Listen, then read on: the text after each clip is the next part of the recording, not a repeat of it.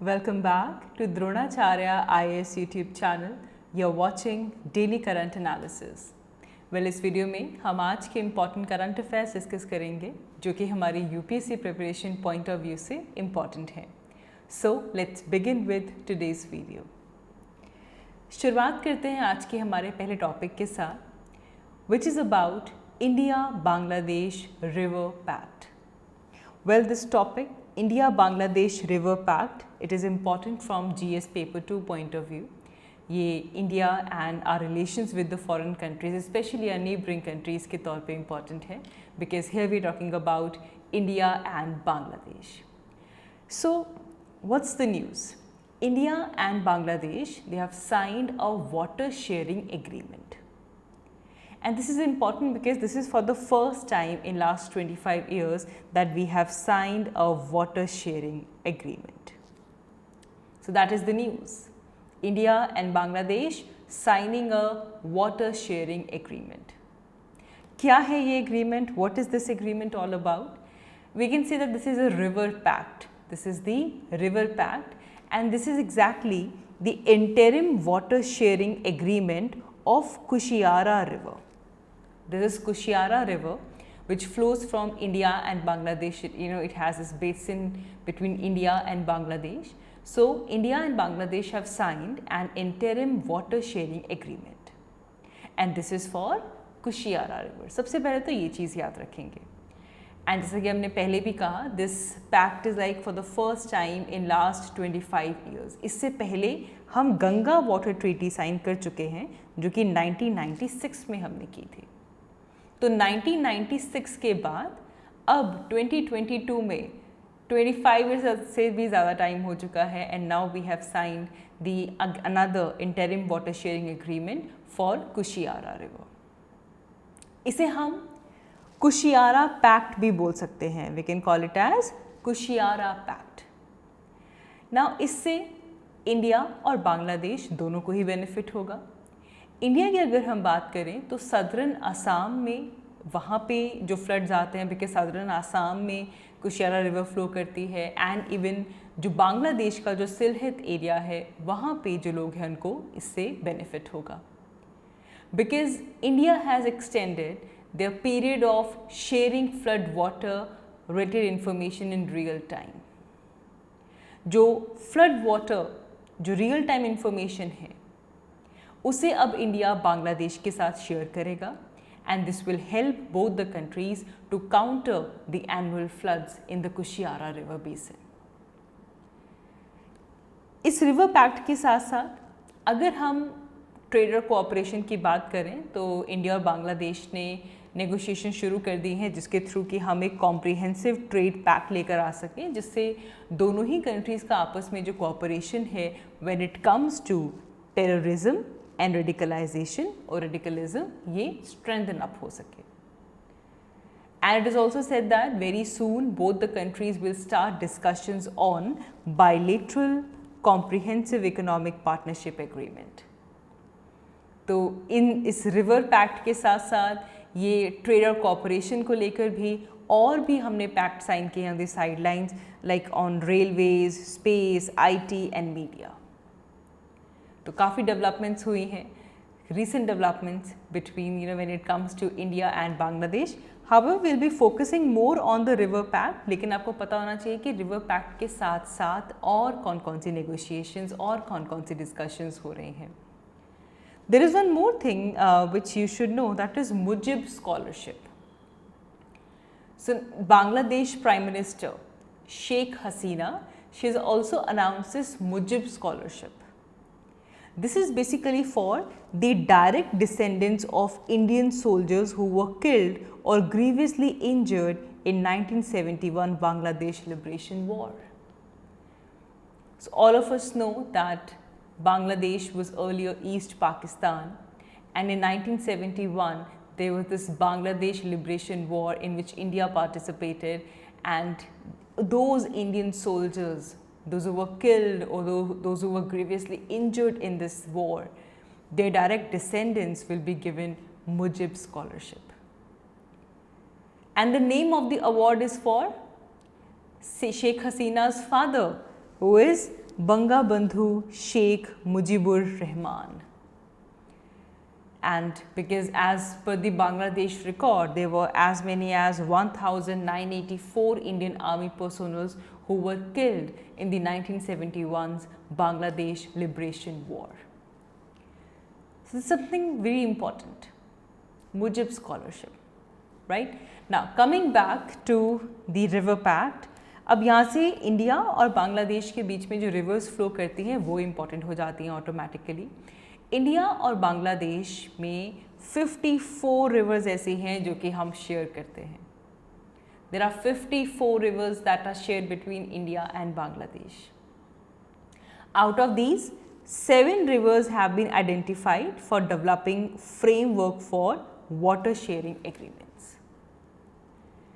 अभी जो recent meeting हुई है इसमें भी कंक्लूड किया गया है कि 8 और रिवर्स जो हैं इंडिया और बांग्लादेश में उनका भी डाटा एक्सचेंज के ऊपर वर्क किया जाएगा and both the countries agreed on it. Major यहाँ पे अगर आप रिवर्स देखें, so one is Ganga, Teesta, Manu, Muhuri, Khowai, Gumti, Dharla, Dudhkumar, खुशियारा। 1 2 3 4 5 6 7 8 9 the important ones: Ganga, Teesta, Manu, Muhuri, Khowai, Gumti, Dharla, दूधकुमार and Kushiyara. Now यहाँ पे कुछ इम्पॉर्टेंट रिवर्स के ऊपर फोकस करते हैं। Let's focus on some of the important rivers, as many as we can find in this map. सबसे पहले तो आप ये देख रहे हैं यहाँ पे, this is river Kushiyara which is in news. पहले तो आपको कुशियारा का पता होना चाहिए कि कुशियारा कहाँ पे फ्लो कर रही है। Okay, apart from this here comes your Ganga, then here you can see Teesta river, ठीक है, Teesta. Then there is this Surma river, Brahmaputra river, right. These are some of the important rivers. अब यहाँ पे हमने कहा कि 54 रिवर्स ऐसी हैं जो कि इंडिया और बांग्लादेश आपस में शेयर करता है, but these are very small, very minor rivers. तो उनको मैप लेवल पे आप लोकेट नहीं कर सकते। हम मेनली गंगा, तीस्ता, कुशियारा, सुरमा, ब्रह्मपुत्रा, इन रिवर्स को ही मेनली लोकेट कर सकते हैं। Do one more thing, open Bangladesh detail map today. आज अपनी एटलस में बांग्लादेश का डिटेल मैप खोलें and try to find as many rivers as you can जो कि इंडिया और बांग्लादेश के बीच में शेयर होती हैं। हालांकि जो इम्पॉर्टेंट वंस हैं उनका नाम ज़रूर याद रखिएगा। ना this river pact is about Kushiyara river, okay, तो हमारे लिए कुशियारा रिवर भी इम्पॉर्टेंट हो जाती है। अब कुशियारा बेसिकली क्या है? It's a distributary, it is a distributary. अब एक रिवर सिस्टम अगर होता है, एक तो होती है ट्रिब्यूटरी जो कि अपना वाटर लाकर मेन रिवर में ऐड करती है, अपने आप को मेन रिवर के साथ ज्वाइन करती है, उसे हम कहते हैं ट्रिब्यूटरी। डिस्ट्रीब्यूटरी वो रिवर स्ट्रीम होती है जो कि मेन रिवर का वाटर डिस्ट्रीब्यूट करती है। तो कुशियारा डिस्ट्रीब्यूटरी है किसकी? It is the branch of Barak river. And Barak river basically separates into Kushiara and Surma. This is utmost important. मतलब अगर यहाँ से river based question आता है तो ये fact बहुत important है। आप इंडिया के मैप में बराक रिवर देखते हैं, बराक रिवर सेपरेट हो जाती है into Kushiyara and Surma. So जब हम कुशियारा का ओरिजिन देखते हैं, so it comes from the state of Nagaland and फिर इस ट्रिब्यूटरी के अंदर और डिस्ट्रीब्यूटरी के अंदर थोड़ी ट्रिब्यूटरीज आकर फॉल करती हैं, some from Manipur, some from Mizoram, some from Assam, and ultimately it enters into your Bangladesh. From its origin, जहाँ से इसका ओरिजिन होता है, the mouth of Barak, that point जहाँ से ये बाइफरकेट होती है, that is also called as Amshid bifurcation point. Amshid bifurcation point. Kushiara river, it flows westwards, and when it flows westwards from the boundary between Assam, which is from the Indian side, and Bangladesh having Sylhet on the other side. इनके बीच में ये boundary बनाती है। कुल मिलाकर 160 kilometres का जो distance है वो कुशियारा रिवर अपने यहाँ तय करती है। So these are some of the important developments. तो प्रीलिम्स पॉइंट ऑफ व्यू से तो ये रिवर पैक्ट इम्पॉर्टेंट हो जाता है। बाकी आप जब अपनी क्लासेस पढ़ते हैं मेंस में अनुराग सर के साथ, तो आप इंडिया बांग्लादेश रिलेशंस के बारे में जानेंगे and you will see that India was the first country to recognise Bangladesh as a country. And 1971 में जैसे ही बांग्लादेश की इंडिपेंडेंस होती है, we establish a relationship with Bangladesh. हम बहुत सारे प्लेटफॉर्म्स में एक साथ पार्टिसिपेट करते हैं, चाहे सार्क की बात हो, बिम्स्टेक की बात हो, कॉमनवेल्थ हो, Indian Ocean coastal regional cooperation association हो। बांग्लादेश के लिए India is the biggest trading partner in South Asia. So we very closely related. कौन कौन से एरियाज ऑफ कोऑपरेशन हैं, स्पेशली मल्टी मॉडल कनेक्टिविटी हमने थोड़े दिन पहले डिस्कस किया था। So some of the important aspects you will see over there, but as of this video is concern we will talk about the river pact here only. But do also read India Bangladesh relation, जब आप अपनी classes में इसके बारे में पढ़ेंगे। अगर पढ़ चुके हैं तो रिवाइज करेंगे। Moving ahead, next one is about पोषण माह। अब माह का मतलब क्या होता है? महीना। पोषण मीन्स न्यूट्रिशन। तो हर साल सितंबर मंथ को सेलिब्रेट किया जाता है as Rashtriya Poshan Maah. We can also call it as national nutrition month. So September is the national nutrition month और राष्ट्रीय पोषण माह। इस साल का थीम क्या है? वेरी वेरी वेरी इंपॉर्टेंट ना, क्योंकि पूरा मंथ के लिए ये पोषण माह रहने वाला है, तो अलग अलग थीम्स बनाए जाते हैं, सेंटर्ड थीम्स बनाए जाते हैं। जैसे कि वन इज़ महिला एंड स्वास्थ्य, एज द नेम सजेस्ट। यहाँ पे फोकस किसके ऊपर रहेगा? Women and nutrition. देन बच्चा, शिक्षा, पोषण भी, पढ़ाई भी, कि एक चाइल्ड जो है एजुकेशन भी चाहिए, ठीक है, पोषण भी और पढ़ाई भी। Then there is another one which is about gender sensitive water conservation and management. Very important, gender sensitive. What role can women play here? What role can men play here? And also traditional food for women and children in the tribal areas. These are some of the key themes for this year's Poshan Mah. Along with this, हमारी जो Ministry of Rural Development है, they are also using this occasion, to disseminate messages to all the beneficiaries on the positive nutritional behavior and practices. क्या है positive nutritional behavior? What are positive nutritional practices? इसे लेकर messages जो हैं उसे disseminate किया जाएगा। Along with this, ministry is also looking कि इससे जो different departments हैं state level पे, जो कि same line पे work करते हैं, इन सबको converge करवाया जाए। इसमें इस एक्टिविटी में आशास की भी पार्टिसिपेशन हो, आंगनवाड़ी वर्कर्स जो हैं वो भी यहाँ पे आए, एक convergence different line of departments के बीच में बने। Now what is the significance of this पोषण माह? अब एक चीज़ देखें कि इससे क्या हो रहा है, we are promoting the community mobilisation. Ultimately because this is a Poshan Maah, people are participating, and with people's participation, with the entire community mobilization, we will address malnutrition, and we are focusing on young children and women. So ultimately, with this kind of an initiative, we ensure that health and nutrition is for everyone. And here what becomes important is our पोषण अभियान, क्योंकि जब हम पोषण की बात करते हैं तो दिमाग में पोषण अभियान आता है। अभी हम नेशनल न्यूट्रिशन मंथ की बात कर रहे हैं, we have national nutrition mission. 2018 में से लॉन्च किया गया था। It is our government's flagship programme, जिससे कि बच्चों में, प्रेग्नेंट विमेन, लैक्टेटिंग मदर्स, इन सब के न्यूट्रिशनल आउटकम्स को इम्प्रूव करना चाहते हैं। इम्प्लीमेंटिंग एजेंसी है ministry of women and child development. याद रखना, हेल्थ डिपार्टमेंट के अंडर नहीं आता, ministry of women and child development इसकी इम्प्लीमेंटिंग एजेंसी है।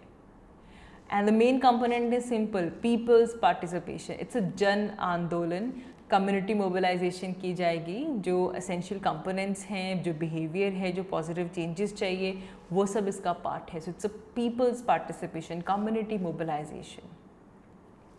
फंडिंग अगर हम देखें तो गवर्नमेंट के बजट से 50% सपोर्ट मिलती है और 50% IBRD which is the branch of world bank, वहाँ से सपोर्ट आती है. Then there are also some multi-developmental banks which are also supporting the funding of it. Government के साथ जो budgetary allowance है 60-40 रेशियो में चलता है, 60% from the centre and 40% from the state. बाकी जो नॉर्थ ईस्टर्न स्टेट्स हैं या फिर जो हिमालयन स्टेट्स हैं उनके लिए 90-10 का रेशियो रहता है, 90 from the centre and 10 from the state. And UTs के लिए तो 100% सेंटर का कॉन्ट्रीब्यूशन रहता है. टारगेट्स क्या हैं? These are important. Our target is कि जो स्टंटिंग है उसे हम ले आएँ, रिड्यूस कर दें to 2% per annum. Under nutrition again by 2% per annum. Anemia should be reduced by 3% per annum and low birth per weight by 2% per annum. तो ये जो टारगेट है कि स्टंटिंग को 2% per annum कर दिया जाए, इससे क्या होगा कि there is one more thing. Mission 25 by 2022. According to National Family Health Survey 4, हमारा जो स्टंटिंग है वो 38.4% थी. अब इसे रिड्यूस करके 2022 में हमें 25% पर लेकर आना है. तो ये है mission 25 by 2022. Also, we need to convert it into जन भागीदारी. As we said, people's participation is very important. कि जन आंदोलन से ये जन भागीदारी बन जाए. पोषण पंचायत बने विलेजेस में, ग्राम पंचायत लेवल पे, सरपंच लेवल पे, जो न्यूट्रिशन है, it should become the fulcrum of the activities. So this is very important.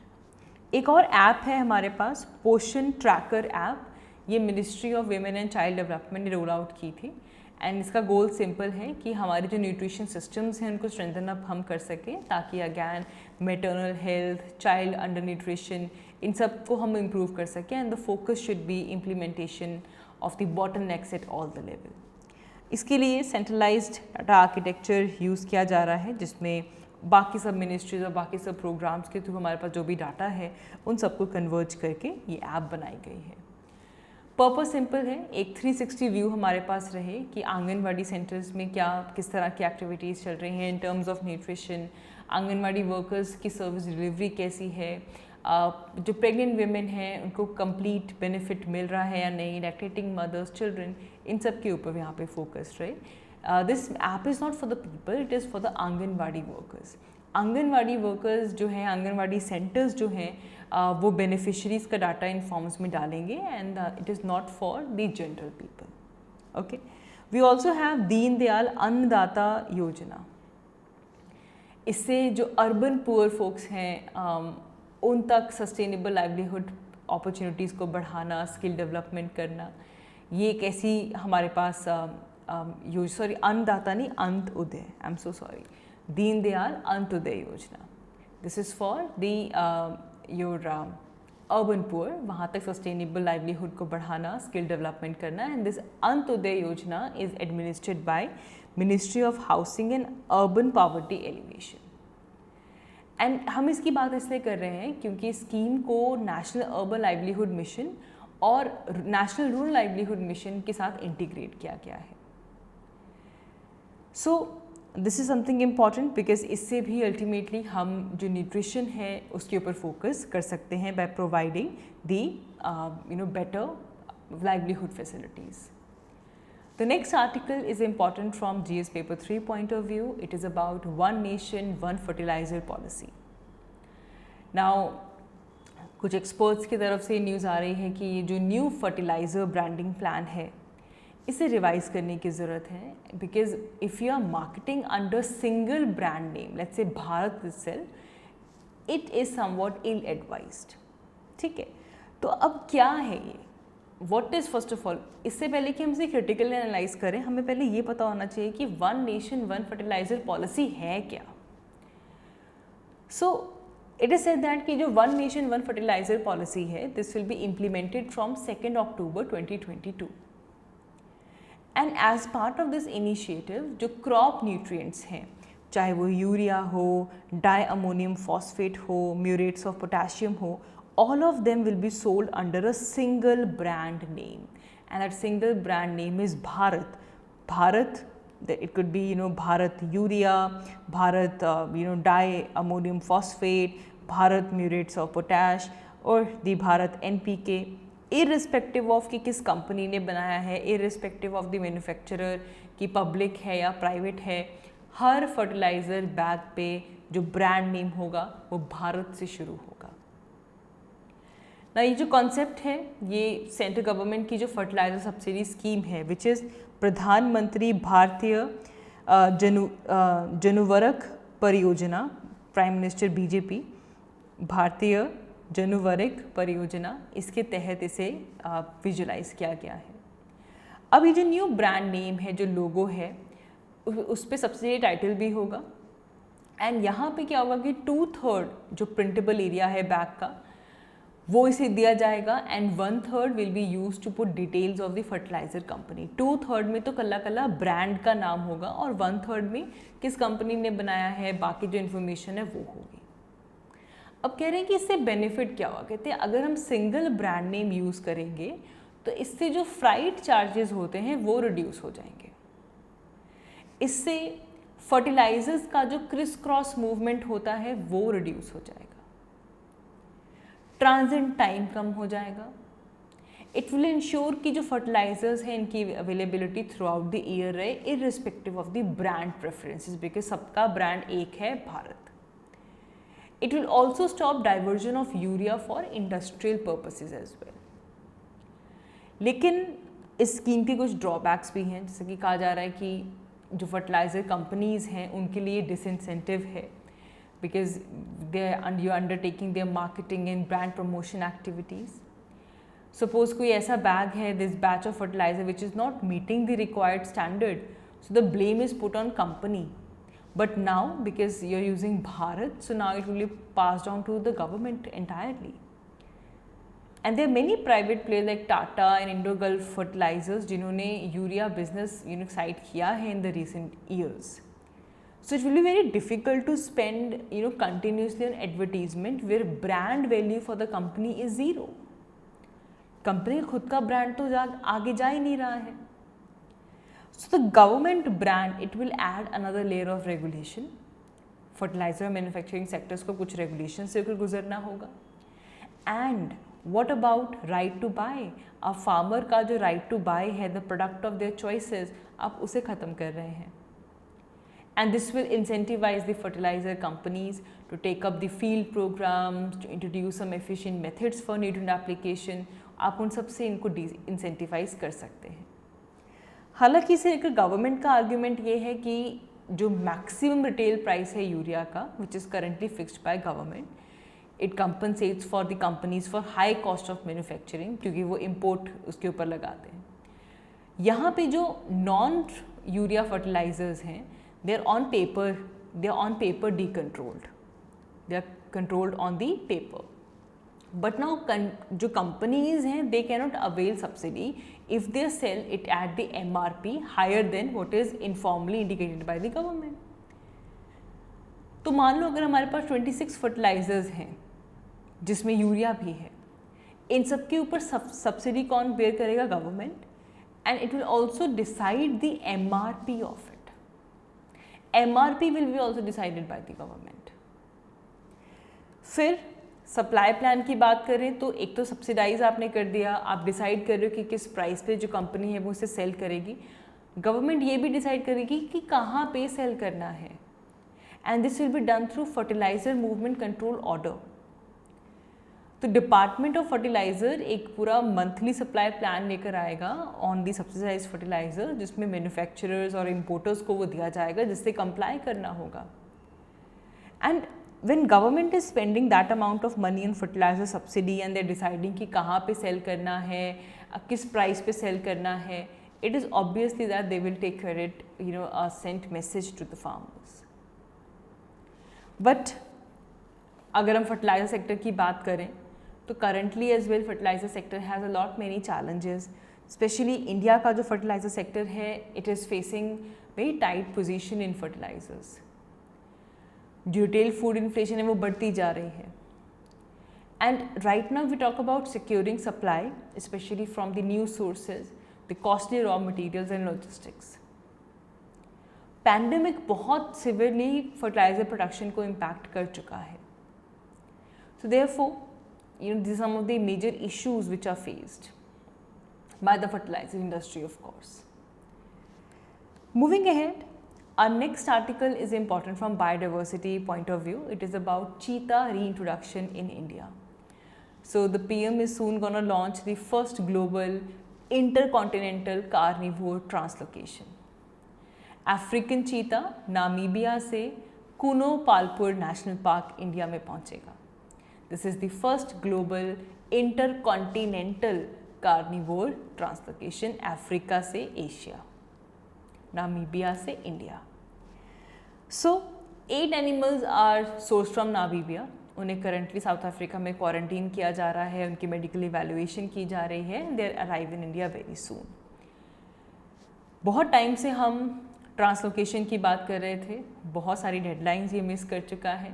And there so many factors, कभी एनिमल्स एनक्लोजर जो है वो फुल्ली डेडेड नहीं होता, डिप्लोमेटिक फॉर्मेलिटीज़ जो है वो कंप्लीट नहीं होती, and now finally it is very soon going to happen. Now when we talk about reintroduction plan, what is the meaning of reintroduction? Reintroduction का मतलब ये है एक स्पीशी को एक एरिया में रिलीज़ करना जहाँ पे वो सर्वाइव कर सकते हैं। पहले थे, एक्सटिंक्ट हो चुके हैं, बट कंडीशंस उनके सर्वाइवल के लिए वहाँ पे बनी हैं, so you can reintroduce them there. Plan ये है कि 50 चीतास को इंडिया के डिफरेंट नेशनल पार्क्स में इंट्रोड्यूस किया जाएगा over the period of 5 years। Initially 8 to 12 cheetahs South Africa, Namibia, Botswana यहाँ से आएंगे। And this will the first time कि लार्ज कार्निवोर जो है वो एक कॉन्टिनेंट से दूसरे कॉन्टिनेंट पे पहुँचेगा। Ministry is coordinating with National Tiger Conservation Authority as well as Wildlife Institute of India for superheading this entire project. अब रीइंट्रोड्यूस कर रहे हैं हम चीता को। चीता एक्सटिंक्ट कैसे हो गए इंडिया में?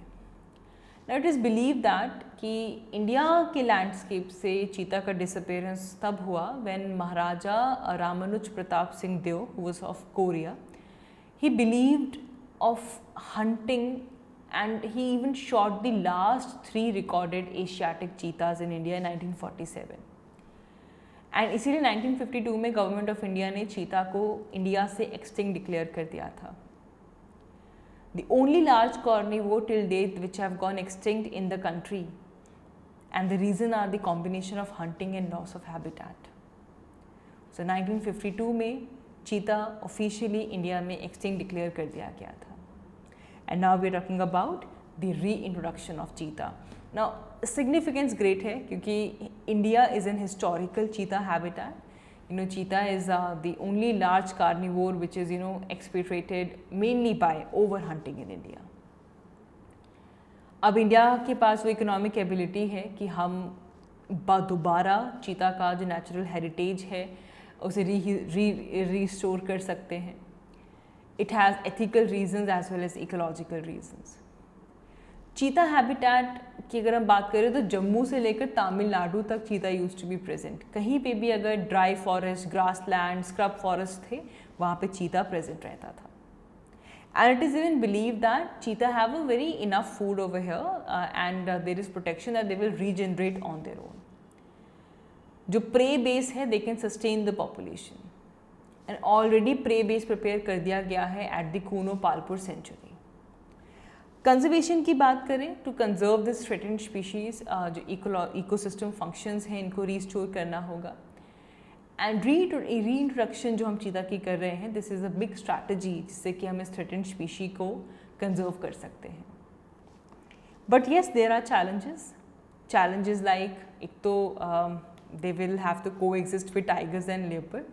So there is this intra-guild competition between the big cats in Kuno. And जो ज़्यादा aggressive predators जैसे कि tiger और leopard, they will have to compete with cheetahs now. So this may be driven to the outskirts of the park where they can come in even conflict with the humans as well. तो को existence का एक issue है। दूसरा locational challenges भी हैं, जैसे कि कूनो पालपुर नेशनल पार्क की अगर हम बात करें तो वहाँ पे डिफरेंट वाइल्ड लाइफ टाइप्स हैं। वहाँ मेनली तो वो large dry deciduous forest area है। अब जो अफ्रीकन चीताज हैं, they are more used to savannas.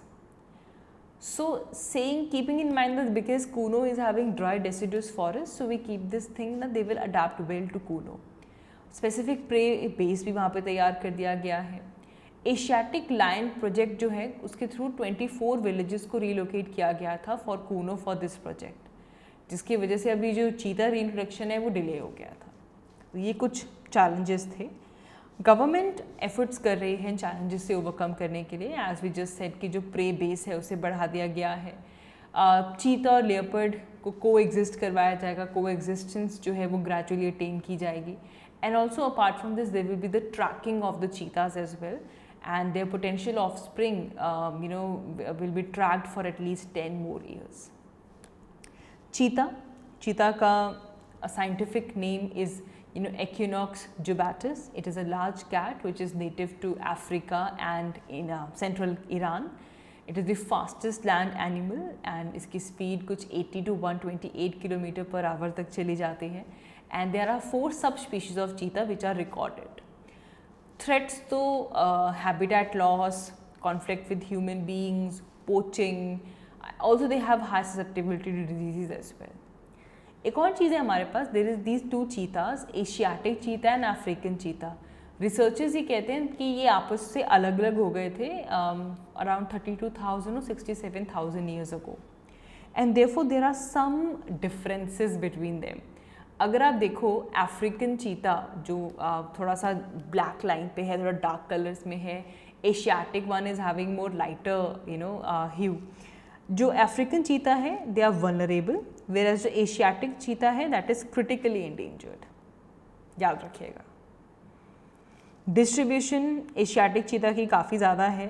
You can सी कि अफ्रीकन चीता 6500 से लेकर 7000 अफ्रीकन चीताज प्रेजेंट हैं। एशियाटिक चीता 1952 में इंडिया से एक्सटिंक्ट डिक्लेयर कर दिया गया था। African cheetahs are bigger in size as compare to the Asiatic cheetah. African cheetahs are bigger in size. Asiatic cheetahs smaller हैं, they are paler than the African cheetah as well. So ये कुछ differences आप याद रखेंगे when it comes to the African cheetah and Asiatic cheetah. So that is all for this video. आज की इस video के लिए इतना ही. Thank you so much for watching. I will see you all in my next one. Thank you so much.